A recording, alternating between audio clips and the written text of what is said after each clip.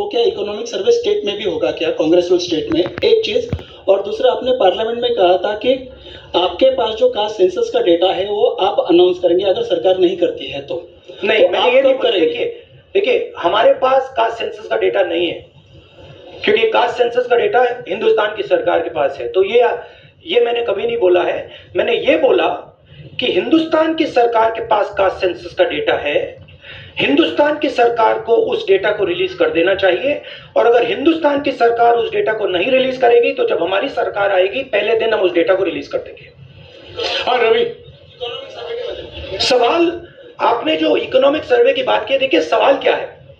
सवाल यह है, पहला सवाल जो कास्ट सेंसस से क्लियर हो जाएगा, इस देश में कितनी आबादी किसकी है, ओबीसी की कितनी है, दलितों की कितनी है, आदिवासियों की कितनी है, बाकी लोगों की कितनी है, पहला सवाल। दूसरा सवाल, देश का जो धन है, देश के जो एसेट्स हैं,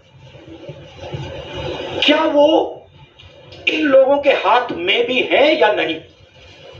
देश के एसेट्स में ओबीसी की कितनी हिस्सेदारी है, दलितों की कितनी हिस्सेदारी है, आदिवासियों की कितनी हिस्सेदारी है, देश के इंस्टीट्यूशंस में आदिवासी कितने, ओबीसी कितने, दलित कितने। मैं आपसे पूछ लेता हूं, इस कमरे में दलित कितने हैं? देखिए, ये मजा देखिए, इस कमरे में ओबीसी कितने हैं? हाथ उठा के दिखा दीजिए, देखिए मजा। नहीं, वो आप कैमरामैन है भैया, आपकी बात नहीं कर रहा हूं, मैं इनकी बात कर रहा हूं। तो ये सवाल है, हिंदुस्तान के इंस्टीट्यूशंस में ओबीसी कितने, दलित कितने, आदिवासी कितने, ये सवाल हम पूछ रहे हैं।